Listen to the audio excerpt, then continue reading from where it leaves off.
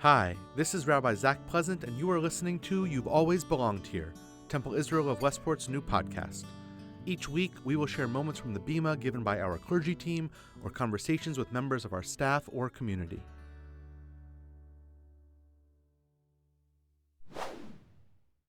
Last week, my wife, Alana, and I spent several days together away while our daughters were happily at camp and with grandparents. We rested. We had unhurried conversations without interruption, if you can imagine, and enjoyed the rare gift of time together.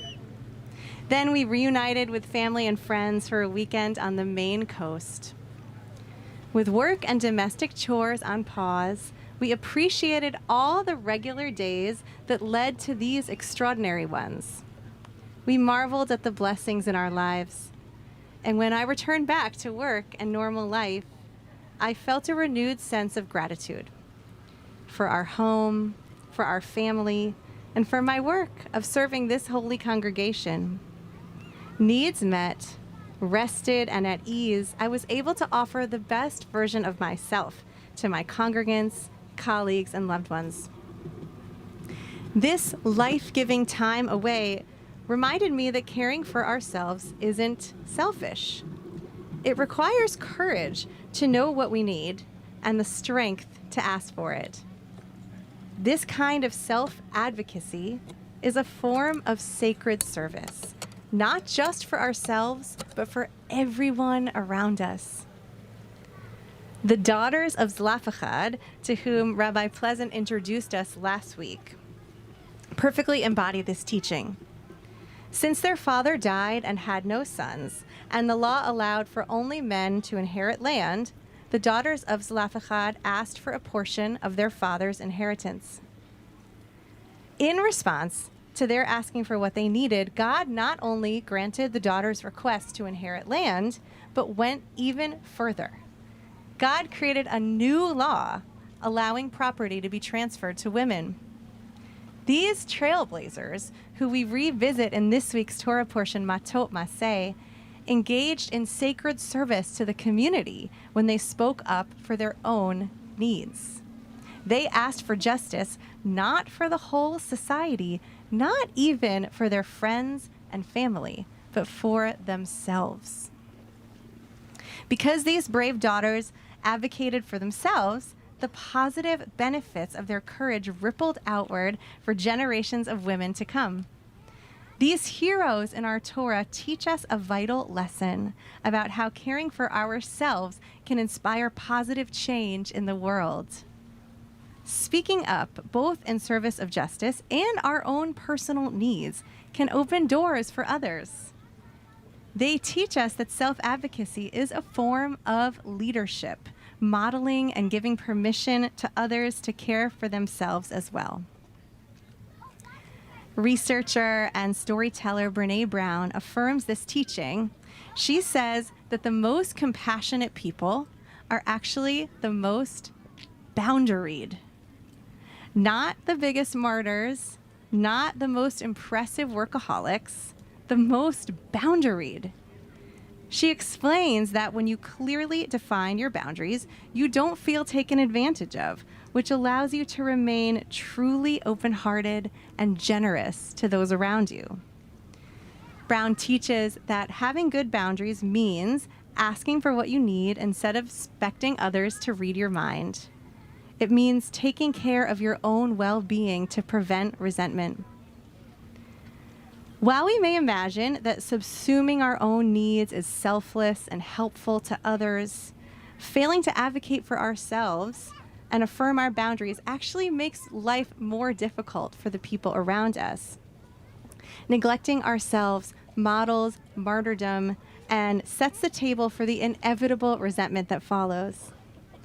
When we ignore our own needs, we don't become more loving. We become exhausted, bitter, and less able to care for the people around us. So how can we do this sacred work of advocating for ourselves and affirming our boundaries? I like to suggest that first we need to look within to understand what it is we need. So I'll invite us to sit with this question for a moment, and not to chair it or articulate it aloud, but simply to sit with this question of, what do I need?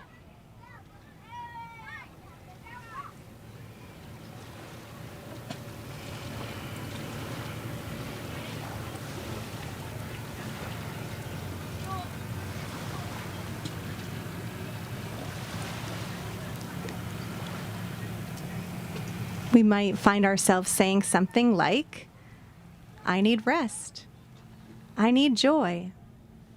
I need real connection. Only when we have a sense of what we need can we begin to go about finding it for ourselves. Of course, not every week can be a blissful vacation, and not every request can result in a new law being created. Sometimes a 20-minute walk or a phone call with an old friend can be enough. Sometimes simply saying no to something that we know will lead to resentment down the road can be a radical act of self-advocacy. It can be an act of service to the community, protecting those around us from a depleted and disgruntled version of ourselves. Each of us, without even realizing it, engaged in self-advocacy by attending Shabbat services tonight. Some need, conscious or not, drew you here, to us, to this beautiful beach and this moment of sacred pause.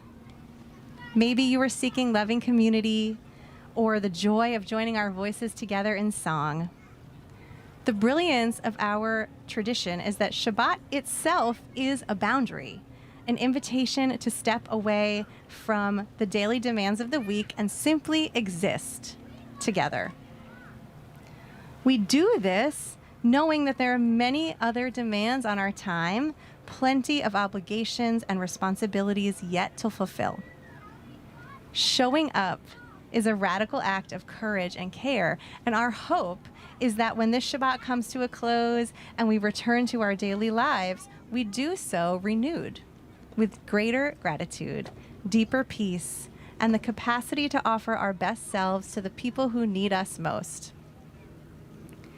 May we learn from the daughters of Self-Echad that asking for what we need is not a failure of generosity, but an expression of it. May we have the courage to honor the boundaries that allow us to live with wholeness, to rest without guilt, to speak our needs with honesty, and to trust that caring for ourselves is one way we care for each other. And may this Shabbat renew us so that, like our ancestors before us, we return to our families, our workplaces, and our community with open hearts, grateful spirits, and the strength to be a blessing to all whose lives we touch. Shabbat Shalom. Thank you for listening to this week's episode of You've Always Belonged Here. Be sure to subscribe wherever you get your podcasts. To learn more about Temple Israel, visit our website, tiwestport.org, follow us on Instagram at Temple Israel Westport, or like us on Facebook, Temple Israel of Westport, Connecticut.